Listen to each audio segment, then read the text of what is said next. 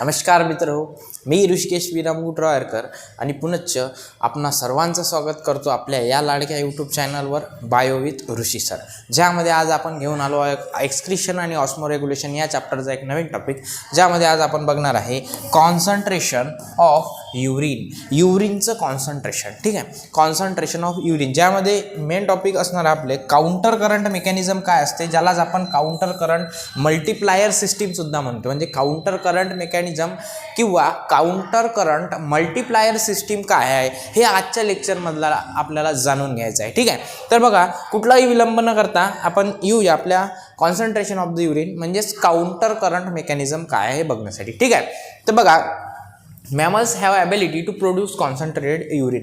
मॅमल्समध्येच ability आहे की ते कॉन्सन्ट्रेटेड युरिन फॉर्म करू शकतात, specially under the condition like low water intake और high water loss due to sweating. बघा मॅमल्समध्ये ॲबिलिटी आहे की जे कॉन्सन्ट्रेटेड युरिन फॉर्म करू शकतात, स्पेशली कोणत्या कंडिशनमध्ये, तर ज्याच्यामध्ये लो वॉटर असेल, बॉडीमध्ये इनटेक केला असेल लो वॉटरचा, किंवा हाय वॉटर लॉस झाला असेल स्वेटनिंगमुळे. या कंडिशनला आपल्या बॉडीची मध्ये ॲबिलिटी अशी आहे की ते कॉन्सन्ट्रेटेड युरिन फॉर्म करू शकतात.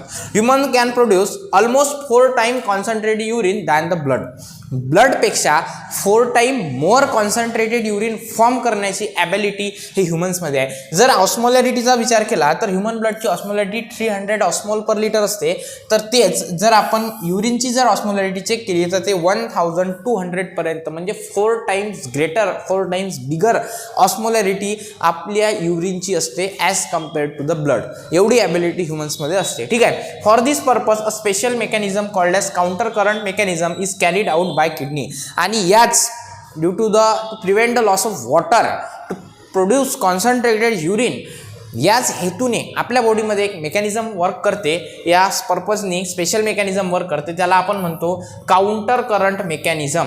आणि हे कोण कॅरी करते, तर किडनी. आपल्या किडनी एक स्पेशल मेकॅनिझम कॅरी करू आल्या आणि त्याच मेकॅनिझमला आपण काउंटर करंट मेकॅनिझम असं म्हणतो. ठीक आहे, limbs of loop of Henley of juxta medullary nephron. बघा जक्स्ट्रा मेडुलरी नेफ्रॉन, जो नेफ्रॉनचं स्ट्रक्चर आपण पाहिलं, जनरली नेफ्रॉनचे 2 टाइप्स असतात. ठीक आहे, नेफ्रॉनचे 2 टाइप्स असतात. पहिला असते तुमचा कॉर्टिकल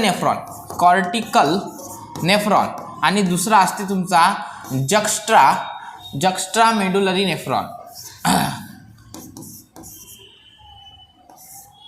जक्स्ट्रा मेडुलरी नेफ्रॉन.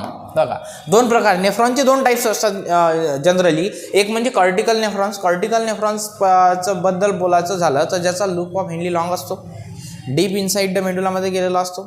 आणि दुसरा म्हणजे तुमचा जक्स्ट्रा मेडुलरी नेफ्रॉन म्हणजे ज्याचा जो लूप ऑफ हेनली आहे तो शॉर्ट असतो. म्हणजे लूप ऑफ हेनलीच्या लेंथवर आपण नेफ्रॉनचे 2 टाइप्स पाडतो, एक म्हणजे कॉर्टिकल आणि दुसरा जक्स्ट्रा मेडुलरी नेफ्रॉन. ठीक आहे, हे झाले नेफ्रॉनचे 2 टाइप्स. आता limbs of loop of Henley of juxta medullary nephron, म्हणजे जो दुसरा टाइप आपण बोललो जक्स्ट्रा मेडुलरी नेफ्रॉनचा, त्याचे जे लूप ऑफ हेनली आहे and vasa recta carry out counter current mechanism. आता काउंटर करंट मेकॅनिझम कोण्या ठिकाणी उरालं, त्याला कोण कॅरी करू राहिलं त्या मेकॅनिझमला, तर जक्स्ट्रा मेडुलरी नेफ्रॉनचं लूप ऑफ हेनली आणि व्हासा रेक्टा या दोघांमध्ये काउंटर करंट मेकॅनिझम होत आहे. ठीक आहे, flow of filtrate in 2 limbs of Henle's loop is in the opposite direction and hence called as counter current. आता या मेकॅनिझमचं नाव काउंटर करंट काय. काउंटर मीन्स अपोजिट आणि करंट मीन्स फ्लो. ठीक आहे, जर काउंटर करंट आपल्याला डिफाईन झाल्याचं, counter means in the opposite direction आणि करंट म्हणजे फ्लो. ठीक आहे, म्हणजे अपोजिट डायरेक्शन ज्यांचा फ्लो असते, अपोजिट डायरेक्शननी फ्लो होते, म्हणून त्याला आपण काउंटर करंट मेकॅनिझम म्हणून राहिलो. Flow of filtrate in 2 limbs, म्हणजे 2 लिम्स जे आहेत लूप ऑफ हेनलीचे, एक आहे डिसेंडिंग आणि दुसरा आहे असेंडिंग. बघा असा जे लिम्स आहेत लूप ऑफ हेनलीचे, हा वाला डिसेंडिंग आणि हा वाला असेंडिंग, यांच्यामध्ये जे फिल्ट्रेट फ्लो उरालं हे अपोजिट डायरेक्शन नव्हते, म्हणून याला आपण काय म्हणून राहिलो, काउंटर करंट मेकॅनिझम. ठीक आहे, त्याच्यानंतर the flow of blood through the 2 limbs of vasa recta is also in the counter current pattern. जसं आपण म्हटलं की जे 2 लिम्स होते लूप ऑफ हेनलीचे, डिसेंडिंग लिम्ब आणि असेंडिंग लिम्ब, यांच्यामध्ये अपोजिट डायरेक्शननं फ्लो होत होता, त्याचप्रमाणे व्हासा रेक्टामध्ये सुद्धा जे फिल्ट्रेट फ्लो होऊ राहिलं ते सुद्धा अपोजिट डायरेक्शनमध्ये असते, म्हणजेच त्याला आपण काउंटर करंट पॅटर्न म्हणतो. ठीक आहे. The proximity between Henle's loop and vasa recta as well as counter current in them help in maintaining concentration gradient in medullary interstitium. बघा काय सांगितलं आहे, जर आपण विचार केला तर दोन लूप ऑफ हेनलीच्या लिम्समध्ये असेंडिंग आणि डिसेंडिंग लिम्समध्ये काउंटर करंट मेकॅनिझम चालते. दोन व्हासा रेक्टा, त्या व्हासा रेक्टा ज्या पॅरेलल आहेत तुमच्या लूप ऑफ हेनलीला, यांच्यामध्ये काउंटर करंट मेकॅनिझम चालते आणि व्हासा रेक्टा आणि लूप ऑफ हेनली या दोघांच्या मध्ये सुद्धा काउंटर करंट मेकॅनिझम चालते, म्हणजे अपोजिट डायरेक्शननी फ्लो होतो. लक्षात येऊ राहिलं. आणि हे जे आहे की व्हासा रेक्टा आणि काउंटर करंट मेकॅनिझम हे हेल्प करतात maintaining concentration gradient in medullary interstitium. Medullary interstitium मध्ये काय सांगितलं आहे की कॉन्सन्ट्रेशन ग्रेडियंट मेंटेन ठेवण्याचं काम या काउंटर करंट मेकॅनिझमद्वारे केलं जाते. Osmolarity of cortex is about 300 osmole per litre.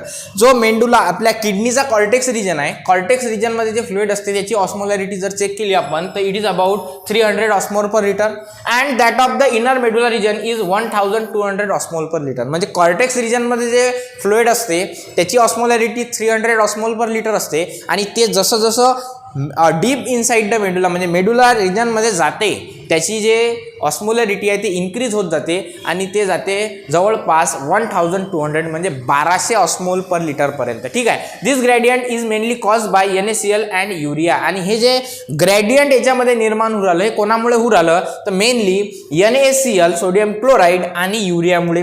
Descending limb of loop of Henle is permeable to water. Last लेक्चरमध्ये आपण पाहिलं की जो डिसेंडिंग लिंब आहे लूप ऑफ हेनलीचा तो परमिएबल आहे वॉटरसाठी. So the filtrate get concentrated आणि त्याच्यामुळे जे फिल्ट्रेट आहे ते कॉन्सन्ट्रेटेड होते, त्याच्यामधलं जे वॉटर आहे ते ॲब्झॉर्ब केलं जाते as it moves down. However the interstitial concentration may decreases due to excess water coming out. So NaCl is brought in this area by vasa रेक्टा.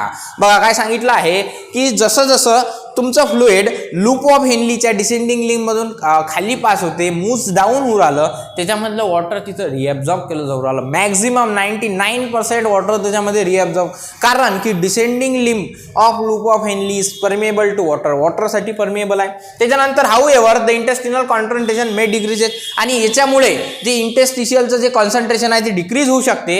Access water loss ज्याच्यामुळे बाहेर येऊ राहिलं, म्हणून NaCl is brought in this area by vasa recta. आता vasa रेक्टामुळे काय होऊ राहिलं की NaCl याच्यामध्ये ब्रॉड केलं जात आहे. ठीक आहे. As ascending limb of loop of Henle is permeable to NaCl. जसा डिसेंडिंग लिंब परमिएबल होता वॉटरसाठी, तसाच असेंडिंग लिंब जो आहे लूप ऑफ हेनलीचा तो परमिएबल आहे NaCl म्हणजे सोडियम क्लोराईडसाठी. It comes out and concentration of filtrate decreases. आणि तिथं जेव्हा असेंडिंग लिंब मधून ते फ्लुइड पास होऊ राहिलं त्याच्यामधला NaCl रिॲब्झॉर्ब केला जाऊ राहिला, ज्याच्यामुळे जे कॉन्सन्ट्रेशन इन्क्रीज झालं होतं तुमच्या फ्लुइडचं युरिनचं ते परत डिक्रीज व्हायला सुरुवात होईल. ठीक आहे. त्याच्यानंतर of filtrate decreases at is passes on to DCD. म्हणजे लूप ऑफ हेनली पासून तर DCD पर्यंत जे तुमचं फिल्ट्रेट आहे ते पास होईपर्यंत त्याच्यामधलं जे कॉन्सन्ट्रेशन आहे ते डिक्रीज होणार आहे. त्याचं रिझन काय तर त्याच्यामध्ये असणारा NaCl हा ॲब्झॉर्ब केला जाईल तुमच्या असेंडिंग लिंबमध्ये, कारण असेंडिंग लिंब काय it is permeable to NaCl. लक्षात येऊ राहिलं. त्याच्यानंतर बघा this NaCl is taken up by descending limb of vasa recta and released by the ascending limb of the vasa recta near descending limb of the loop of Henle. बघा काय सांगितलं आहे ते की this NaCl जो NaCl absorb केला गेला ascending लिंब मध्ये is taken by descending limb of the vasa रेक्टा. व्हासा रेक्टाच्या descending लिंबनं तो ॲब्झॉर्ब केला, म्हणजे असेंडिंग लिंबच्या बाजूने डिसेंडिंग लिंब असेल व्हासा रेक्टाची. ठीक आहे. समजा आता असा विचार केला आपण. ठीक आहे. डायग्रामच बघू आपण. ठीक आहे. बघा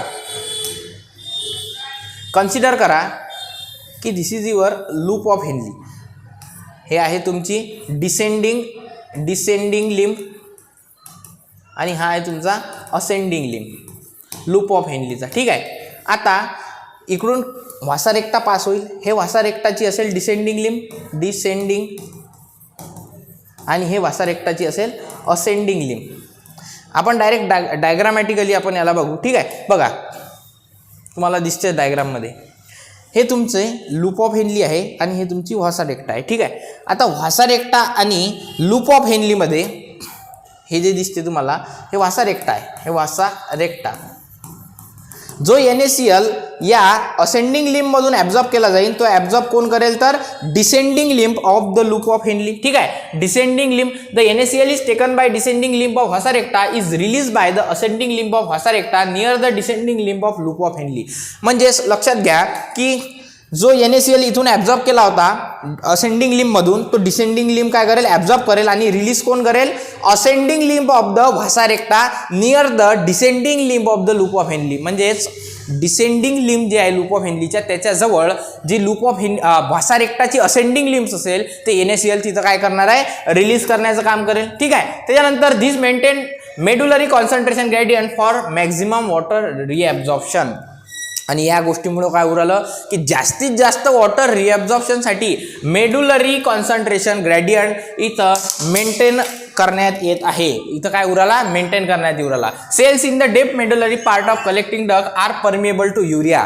बघा जे डीप मेडुलरी पार्ट आहे कलेक्टिंग डक्टच्या बाजूचा जो डीप मेडुलरी पार्ट आहे तिचे जे सेल्स प्रेझेंट असतात ते काय सांगितलं आहे ते परमिएबल असतात युरियासाठी. As concentrated urine flows to urea through it urea deposit from the urine to medullary interstitium. म्हणजे जसं कलेक्टिंग डक्ट्समधून तुमचा युरिन पास होईल त्याच्यामधला जो युरिया आहे तो त्याच्यामधून ॲब्झॉर्ब केला जाईल. ठीक आहे, कारण की कलेक्टिंग डक्ट्सच्या आजूबाजूला ज्या मेडुलरी सेल्स तिथं प्रेझेंट असतात त्या परमिएबल असतात युरियासाठी. ठीक आहे, this again helps in maintaining concentration gradient in the inner medulla removing maximum water from the collecting duct. आणि याच्यामुळेच कलेक्टिंग डक्टमधून जो युरिया जो ॲब्झॉर्ब केला जाऊ राहिला त्याच्यामुळे हेल्प होऊ राहिलं की मॅक्झिमम वॉटर रिॲब्झॉर्प्शन तिथं केलं जाईल.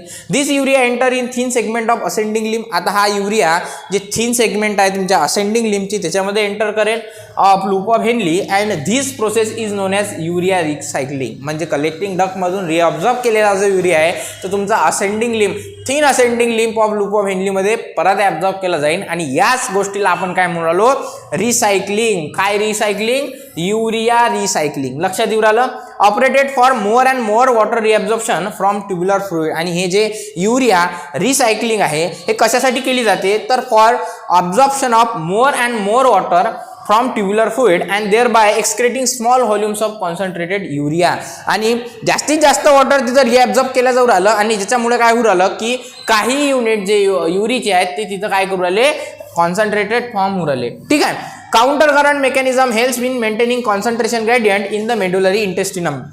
म्हणजे जो डीप पार्ट आहे मेंडुलाचा मेडुलरी इंटेस्टिनम त्याच्यामधलं कॉन्सन्ट्रेशन मेंटेन ठेवण्यासाठी तुमचं काउंटर करंट मेकॅनिझम आहे ते वर्क करते. Presence of such interstitial gradient helps in the easy passage of water from renal tubule thereby concentrating the filtrate. म्हणजे याच्यामुळे काय उरालं जर मेंडुलरी रिजनमधलं कॉन्सन्ट्रेशन प्रॉपर राहत असेल तर वॉटर रिअब्झॉर्प्शनची प्रोसेस प्रॉपर होते आणि याच्यामुळे तुमचं युरिन फॉर्मेशनसाठी एक चांगल्या प्रकारे हेल्प इथं केल्या जात आहे. This is all about the concentration of urine counter current mechanism. Counter current mechanism का आपण याला म्हटलं काउंटर करंट म्हणजे अपोजिट फ्लो अपोजिट डायरेक्शननं फ्लो होते म्हणून त्याला आपण काउंटर करंट मेकॅनिझम म्हणतो. ठीक आहे, जर डायग्रामॅटिकली पाहिलं आपण काउंटर करंट मेकॅनिझमचा तर बघा हा तुमचा दिसते हा कॉर्टिकल रिजन आहे आणि हा तुमचा मेडुला या लाईनच्या खालचा मेडुला रिजन लाईनच्या वरचा काय तुमचा कॉर्टिकल रिजन. जसं हे फ्लुइड लूप ऑफ हेनलीमध्ये ते proximal convoluted tubule loop of हेनलीमध्ये ट्रॅव्हल करते. जशी याची ऑस्मोलॅरिटी 300 असते